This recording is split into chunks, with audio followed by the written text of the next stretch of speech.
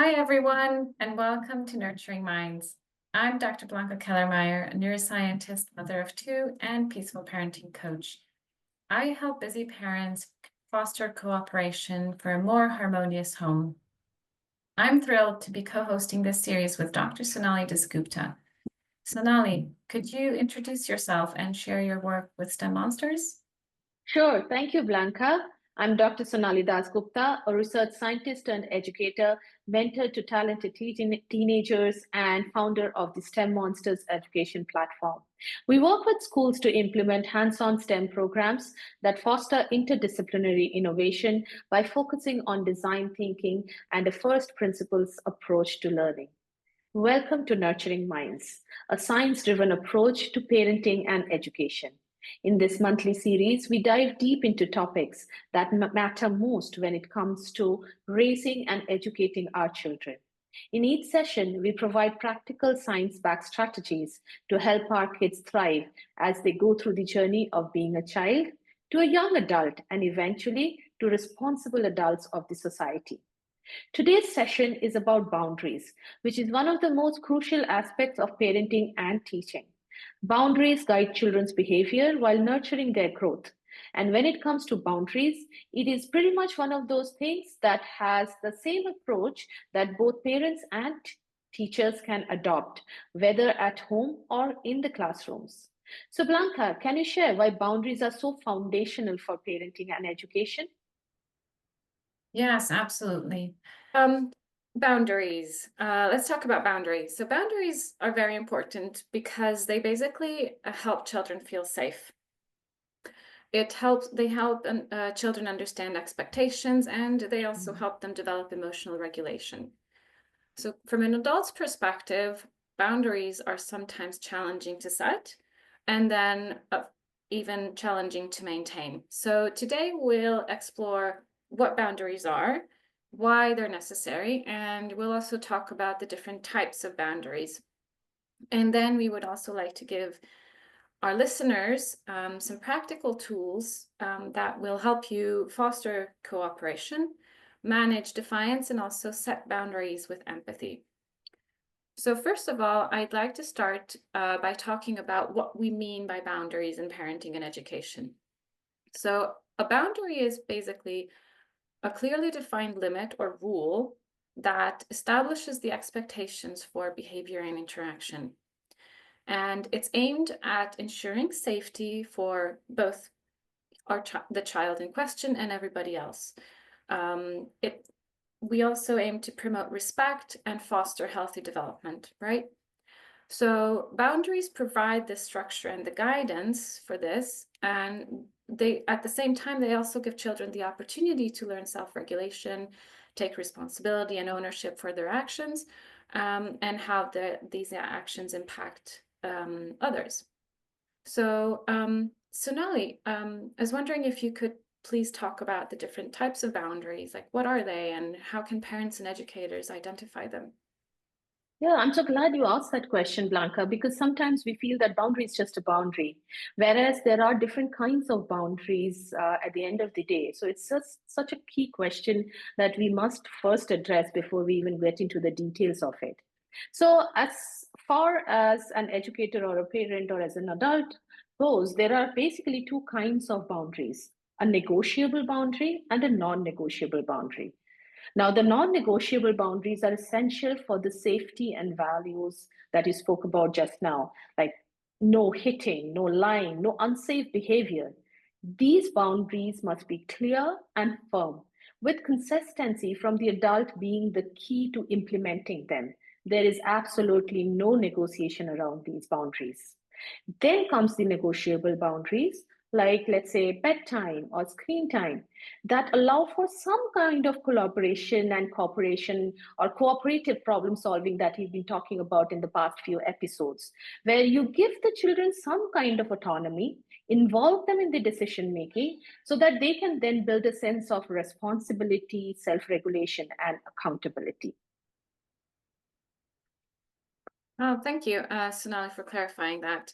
So yeah, once parents understand the difference between negotiable and non-negotiable boundaries, I think the next step is ensuring that these boundaries are appropriate for their child's age and Yes. their development.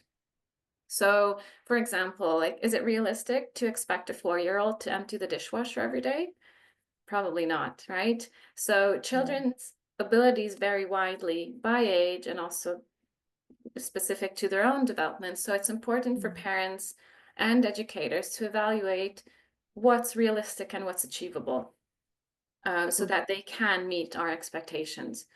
So, and then just on a side note, I wanted to mention that this becomes even more crucial for neurodivergent children Yeah. because their brain development and their executive functioning skills might be lagging behind their peers. So, let's say a 7-year-old neurotypical child you might be able to expect them to dress themselves every day in the morning, getting ready to school without any Mm. adult intervention. However, an autistic or a child with ADHD who is 7 years old might be like a couple years behind in their development, and they might need some additional scaffolding to meet True. expectations. True. So, Sonali, are there any considerations parents and educators need to take into account when setting boundaries? Like, how can parents identify when to involve their children in setting boundaries? Like, when does it become when do we want to start the Shareable. negotiation? Yeah, I think that is where most parents, I feel, or even teachers struggle, is because, apart from the non-negotiable boundaries, it is very important to understand the context in which you're setting the boundary. So it's important to realize your culture, maybe your school's values, your family's values, because ultimately, I think culture and the specific values of the environment that the child is growing up in, these are the two key elements that always influence the boundaries that are being set for them. So, for example, in some cultures, for example, in the Indian culture, it is imperative that we don't address the elders by their first name. We always address the elders formally to share respect. And while in some other cultures, like in UK, for example, it is pretty normal to call an elder sibling by their first name. So these kind of values differ from family to family, culture to culture. And that is what needs to be kept in mind when the boundaries are being set, so the child doesn't get confused as to why they're being asked to remain within certain boundaries.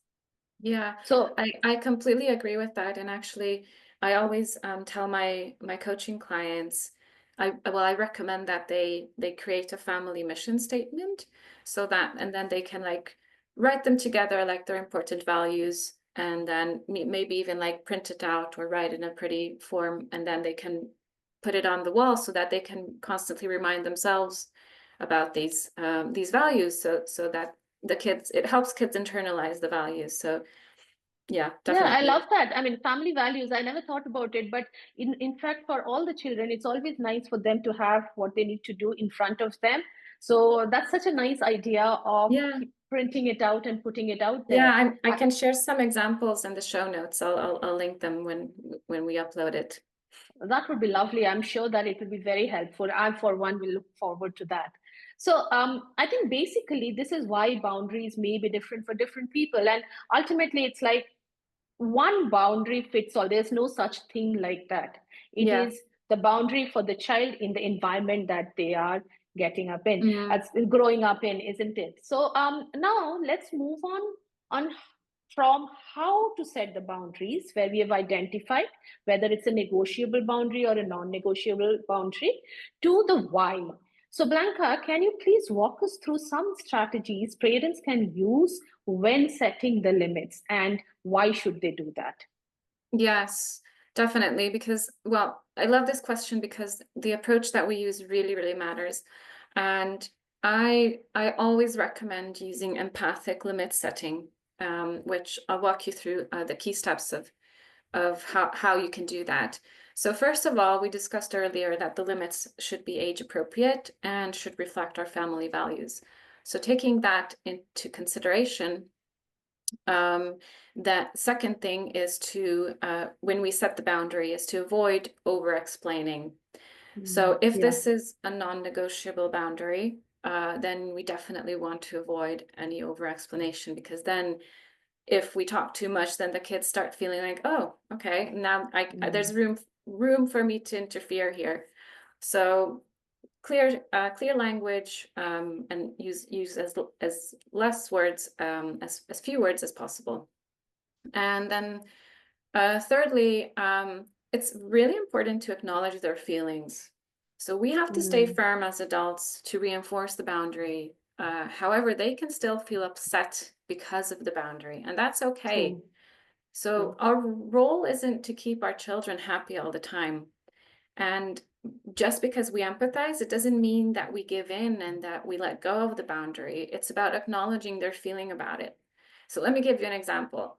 Like you've told your child not that that he cannot jump on the couch in the living room, right? So Mm-hmm. this is a non-negotiable boundary because you're protecting him and you're protecting the furniture in the living room. And then he drops down crying, and then you can come in like, I see you're upset. I'm sorry. That was so much fun, right? Um, and the limit stays. So it's not, Yeah. doesn't mean that then we give in and then they can just keep jumping even though we don't want them to. So it's our responsibility to stop the behavior.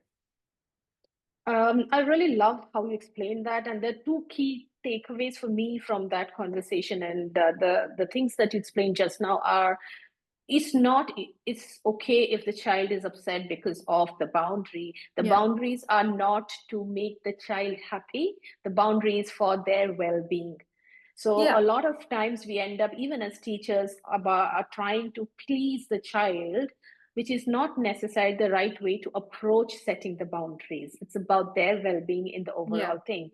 And I think the other thing which is also very crucial, and I would just like to reiterate what you said, we always talk about saying that the best answer, you should never tell a child, I said so. But there Mm. are circumstances where you don't want to over explain, where the child's safety is important, and the I said so, in those very few condition situations, does become important. So Yes, I think actually, there are, yeah, I agree. I think there are cases when it's like, let's say you're stopping them from stepping on the road, right? You don't want a yes, 4-year-old to run out on the road. And yeah, then you absolutely have to stay firm and you yeah, do everything to maintain that boundary. I think yeah, the explanation can happen afterwards, like when everyone's calm, when we're out of the yes, situation. Like we can yes, talk about, like, do you know yes, why I didn't let you run out in the road? mm, Do you know why it's mm, not safe to do that? You know, a yeah, car is much bigger than you, yeah. and then you might not even see the car or notice because you're running for your ball or whatever. So we can Yeah, talk yeah. about it later. Don't stay there and just start negotiating while the car's coming and Exactly. approaching. It's probably not the moment you want to do Yeah. that. I mean, that's common sense, right? That is common Yes. sense, but it's just Yeah. an example. We don't mean that it has to be on the road, but what we mean is that every parent is smart enough and mature enough to know what is a negotiable boundary and what is not. Exactly. And Yeah. the key is to identify the differentiation between these two kinds of boundaries. Yeah. So actually, since we are on the topic, is there any scientific neuroscience point of view, neuroscientific research point of view that supports this path of saying that yes, you need to take an authoritarian approach certain times? So I think I'd rephrase that question a little bit, because Sure. it's not the authoritarian approach that we want to take. It's more the empathic. So like Empathetic. um the fact that you acknowledge their feelings while holding firm, right? So I'm the leader, right? Mm-hmm. And I'm a strong leader, and even though you have negative feelings about what's happening, Mm-hmm. I'm here and I'm holding your feelings, right? So that's basically what we're doing. And yes, there's actually plenty of evidence that supports this kind of limit setting. And Cool. one, just to name a few, like I'm not going to go into that much detail because otherwise the 30 minutes won't be enough. Yeah. But basically, the first and foremost is stress and the brain. So the Mm-hmm. authoritarian approach can trigger a child's stress response, and that releases cortisol and it makes self-regulation much harder. And Mm-hmm. then the repeated stress, like over and over again, it actually rewires the brain for this to be the default emergency response. So this isn't good for long-term emotional health, because then every time they're in a tricky situation, that will trigger this brain pathway. The second thing I wanted to mention is emotional regulation. So if we acknowledge their emotions while holding firm, that helps children regulate their feelings. And this actually strengthens those neural connections that we want to strengthen and that are responsible for managing emotions effectively. So that those are the neural pathways that we do want to strengthen, okay? And then a third thing I wanted to mention is bonding and trust. So we've talked about connection and how important connection between parents and children or teachers and students are. So when we use empathy during limit setting, that actually releases oxytocin, which fosters emotional security and then further strengthens the bond. So these are just a few examples from science. And lastly, I just wanted to mention that parental self-regulation is key here. Yes. So because if you're feeling and if you're in a heightened emotional state, then your children will sense that. So it's really important to have some techniques to calm yourself in the moment, so you can have your emotional control to help your children. I'm so glad that you actually clarified that, because when we were talking about I said so, it can clearly come across as you being the authority in making that boundary. But ultimately, what it boils down to, and where we should be careful, is it is not just I said so, but I said so from an empathetic point of view. Like there's clear Yeah. evidence that, you set the limits with empathy. Explain it Mm-hmm. later. It's about how you react when your child approaches those boundaries and how you Mm-hmm. deal with that situation. And that actually brings me to the next interesting question, because one side is theory and research and the other side is the practical world. So and they can be very vastly different, as we all know. We are all parents here. So can you share some actionable strategies that parents or teachers can use to implement this approach effectively in the real world, in the spur of the moment? Yeah. Yeah, that is the key, right? Because I mean, I tell you all these things, and then the parents are like, okay, but what do we do with it? So I think the first thing is to approach every situation with the balance of empathy and being creative while staying firm. Well, let me explain this. So there are a couple things you can do. So you can offer choices while you're being empathic. So, for example, when you're struggling to get your 4-year-old to take a bath, and they really need a bath, they're really dirty from playing in the mud or whatever. So you ask them. It's not so having a bath is not a choice, right? So the Yeah, choice you that's where your non-negotiable boundary is. You exactly. have So to. you've set the boundary. This is non-negotiable. You have to have a bath. And then you still try to give them a choice. It's like, would you like to take a bath with toys or with bubbles? So like you try to make it, like that. They still, even though they don't have control over having a bath, they have control over how the bath is going to be True. like. So the next thing is encouraging friendly competition. So I really like this. My kids are very competitive, so we use this a lot, this strategy a lot in I my think this generation is competitive Oh in yes, like in yes. general. So I would say, like, can we tidy up before this song ends? And then I put their favorite music on. Or can you dress before your song ends? And things like this. And or whoever is the last one upstairs is a rotten egg. We use this.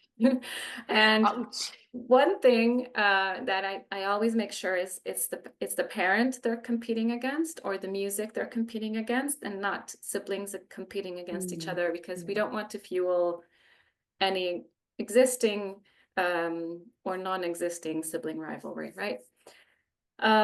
So another thing is infusing fun and imagination.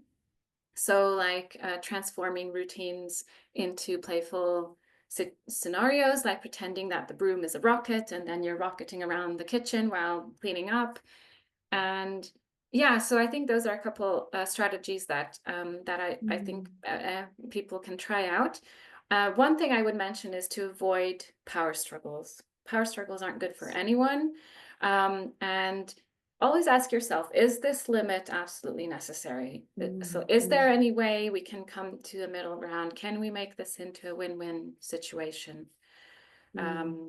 No, I love you say that. I really love you say that. Like, avoid power struggles, because many times, you know what, it ends up being just that. We don't realize it as parents or teachers, but it ends up being, I am the teacher or I am the parent, and you need to listen to me, and I need to win this power struggle. It's not that. So, for example, in a class, many a times when children, let's say, because I work in this classroom environment and education system, so for me, it's like when a child wants to, if a child has to submit, let's say, a project, then the deadline is non-negotiable. You have to submit the project by this time. That's non-negotiable. But at the same time, who the children want to work with, for example, if it's a group project, who they want to group up with can be negotiable. Of course, we do realize that children want to be in their own friendly group and they don't want to socialize or, you know, work with somebody who is not their friend. But all of that doesn't have to happen each and every single time. It can be slowly accommodated, and it can become a negotiable boundary setting for the children, that this project you work with who you choose, next one I would decide your group members. So so ultimately it's like the boundaries should depend on the outcome that we want as parents and teachers, and not on who wins that particular power battle or struggle. Yeah, that's so true. And in fact, children spend such a significant part of their day in school, where the environment is very different from that at home. So True. In a classroom with so many children, like now that we've talked about empathic limit setting and some strategies, how can teachers implement these principles to ensure the respect for rules while still maintaining a positive learning environment? Yeah, that's a fantastic question with a very difficult answer. So you are absolutely right. I mean, there's usually less room for negotiation in a classroom setting, because there are ways to apply empathic boundary setting in schools and classrooms that can help the children support each other. But it gets that much more tricky because each child is different. What kind of culture they're coming from, what kind of home background they're coming from, they are all different. So it does get a little tricky over there. But of course, as at home, the non-negotiable boundaries are always the ones that are related to the child, whether they are in the classroom or in the home. I mean, they need to be non-negotiable. If there is any action that can harm the child, whether in the physical or the digital world, that is a non-negotiable boundary. And we'll, of course, talk about the digital world later on, because there's just a world in itself. But that's the first thing. Non-negotiable boundaries are always the ones that can harm the child in any of the physical or digital world. But beyond this, I have seen that, usually, and we've talked about this in the last few episodes, the most effective strategy in setting negotiable boundaries is set clear expectations and involve the children in setting them, the collaborative problem solving, create ownership of the rules. And once you do that with the children being the owners of the boundaries that have been set, the accountability comes automatically. So for example, a very simple thing would be, in a classroom, the children want to sit, and that's non-negotiable. There's no harm if a child doesn't sit in a particular seat in the classroom. So give them seating choices with accountability that they're not going to be distracted while a lesson is happening in the classroom. So that's number one. The other one is also, again, I think you mentioned this just a few minutes ago, is provide choices with limits. So you were talking about the bath example, but in this case, for example, I take a lot of classes in the online mode, and children want to set up backgrounds, and they're usually very distracting. So I usually tend to offer them a choice, and that can also be done in the physical classrooms, that give them a choice. Okay, you want a background, let's do one thing. Don't have the background because it is a little distracting for everybody during the class itself. But if we agree to focus on the entire learning time, then we are going to have 5 minutes of crazy backgrounds. So that's I love giving them the that. choice. Yeah, give them the Yeah. choice, and they go crazy in the last 5 minutes, and that's okay. Mm. And the last one, I feel that's critical to help children respect rules, which is what we are ultimately going towards or wanting to happen, is approach boundary setting as a means to improve engagement, not as a means to give punishment. And we talked about Mm. punishment in detail in the previous episodes.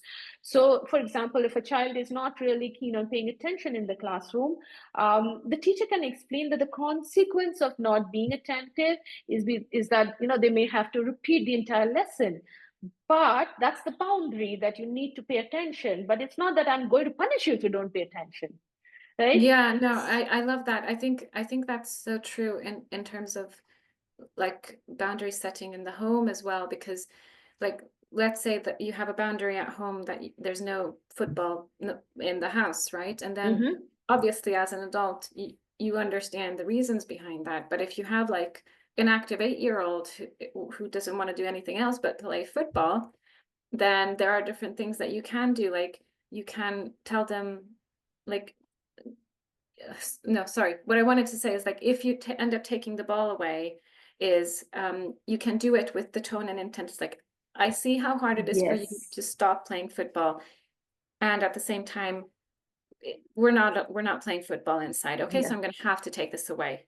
So we're going to play Yeah. next time when we go outside. So it's again the tone and the intent. Sorry. Yes. I think no, you're absolutely right. I think it's always context, and that's Yeah, what makes or breaks a situation. So it's yeah, the exactly. context, and as adults, we need to be aware of the situation we are in. So Yes, in yes. fact, actually, Blanca, while we are on the topic of boundary setting, and like you talked about football, it's also kind of gets into being a group setting, right? Sometimes.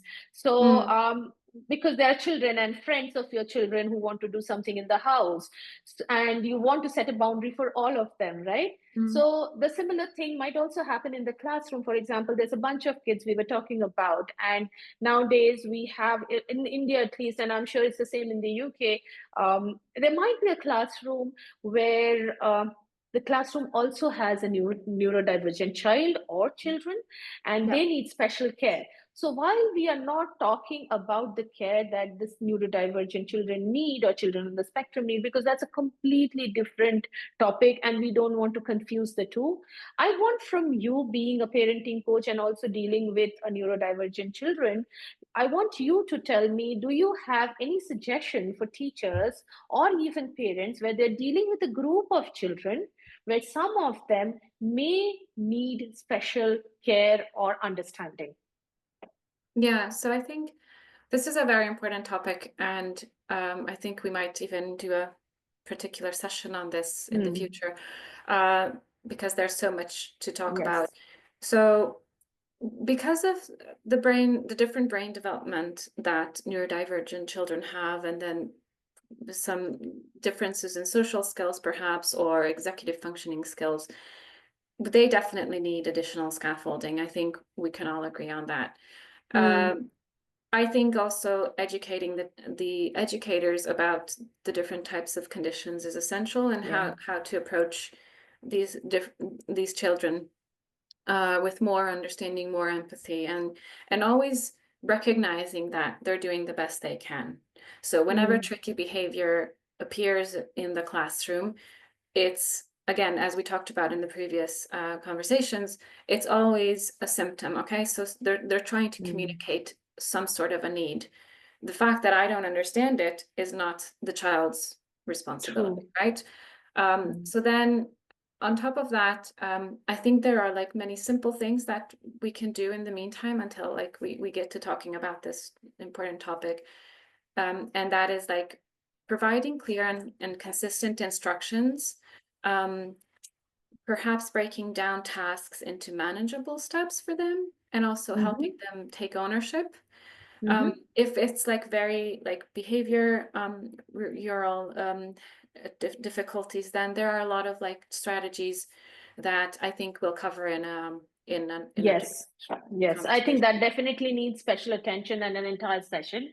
So Yeah. we'll move on from talking about children with special needs, emotional needs or otherwise. And but however, I really like, Blanca, how you explained and gave some really short yet practical tips on how we may approach and change our thought process when dealing with children. Because most of the times what ends up happening is I see a lot of parents or even teachers coming and saying, I did exactly what you asked me to do, but the children are not listening. What should I do? Yeah. So I know that we are overshooting the time a little bit, but since we are doing it on a weekend, we'll probably take another 5 minutes, and this is for the viewers. We'll take another 5 minutes because this is such an important topic, and we really hope that you find value out of it, and it won't be fair to leave it midway. So we are going to ask you for 5 more minutes to wrap this up with some tangible action plans that you can go away with. So quickly, Blanka, why don't you walk us through some of the reasons why children don't listen to us in general, and how can we change our thought process to help the children listen to us and develop this respect for rules? Yeah. So this is very important because I think this is where a lot of parents and perhaps educators as well struggle, right? Because you set the boundary, the expectations there, and then the child is still not complying. So then what? Before we dive into the then what, a couple of reasons like why this might be happening, why they're not listening, why they're not cooperating. So the first and like the simplest explanation is that they actually don't hear us. So they physically don't hear True. the limit or the bound or what we've asked them to do. So it could be because they're so immersed in their game, or they they actually don't hear us. Maybe they're upstairs and you just called out from downstairs, and you thought they heard you, but they actually didn't. So the second reason is that they dislike the task. Like, who's hands up, who's ever avoided a task that their boss asked them to do just because they didn't really want to do it, and then you I put it wish I off had and 10 hands. put it off until like there's more urgency in their tone or a deadline or whatever. So they won't want to do the task, and they will do everything they can to avoid it. And then the third reason is that they don't take us seriously. So, and that's Tricky. sometimes on us as parents or educators, is because we might have unintentionally trained them to ignore us and don't take us seriously until we ask them 10 times, or we start raising our voices, losing our patience, and oh, mom's yelling. Okay, now she's serious, and then Yeah. they'll do it. So, Yeah, yeah. and I completely agree. I think my teenager, for example, does know until and unless my hair is straight up, she doesn't need to listen to me, and it's on me. So yes, I think once we realize the reason why the child is not listening to us, it becomes that much easier to address it as well, because it's a direct follow-up of Yeah. understanding why they are not listening and how can we help them to listen to Mm. us, right? So Mm. do you want to share those the action plan beyond this very quickly in that case? Yeah, that's so true. So this is all about understanding the reason for defiance rather than focusing on the defiance itself. So, a couple of things that we can do though in the moment is step number one, when they don't comply, is we have to get their attention properly. What I mean by that is, rather than calling out from downstairs that the dinner's ready, you go into their room, you make eye contact, you smile, so they see that you're coming with Yeah. patience and calm, and you're regulated, and then you connect first, okay? Mm. Then the second thing is, and then you say to them whatever it was that you wanted to tell them. Then the second thing is, when we talked about handling tasks that they dislike, we've talked about creating win-win solutions. So you can gamify the chores or offer choices, or again, create some friendly competition. So that's when the strategies that we talked about come in. And then the third thing is, and I think this is the most important, and this is where a lot of parents And teachers make a mistake. Just and I think we're all guilty of this. Avoid repetition. Okay, so the key is not to repeat yourself. Don't keep asking until you lose your patience and start yelling.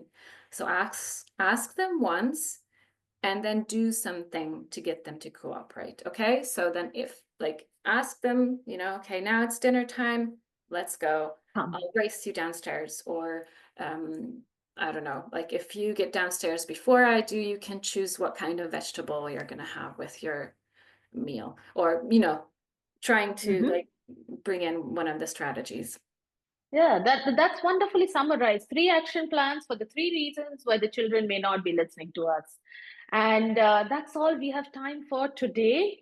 I think, would you like to summarize, Blanka, Yeah, about what we absolutely. discussed? Yeah, so I want to so basically we covered the importance of boundaries and how we can foster cooperation and emotional regulation, and how to build that trust both at home and in the school. So I hope that the strategies that we've shared with how empathic limit setting are going to be useful for you in handling challenges such as defiance or listening issues. And I'd like to remind everyone that boundaries aren't barriers, they're bridges to build stronger relationships and create healthier development. Thank you so much, Blanca, for doing that. And we would love to hear how you apply these strategies, whether at home or in the classroom.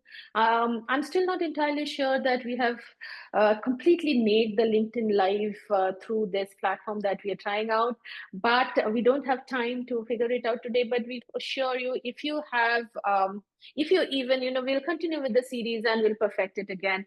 But if you even try to implement one approach a month, and any one of the approaches that we have discussed so far this year in any of the topics that we have shared with you.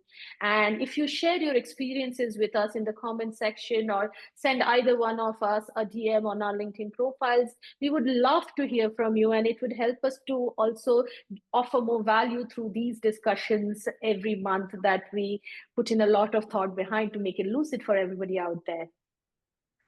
Yeah, so thank you so much for your patience with us and with our little glitch this week.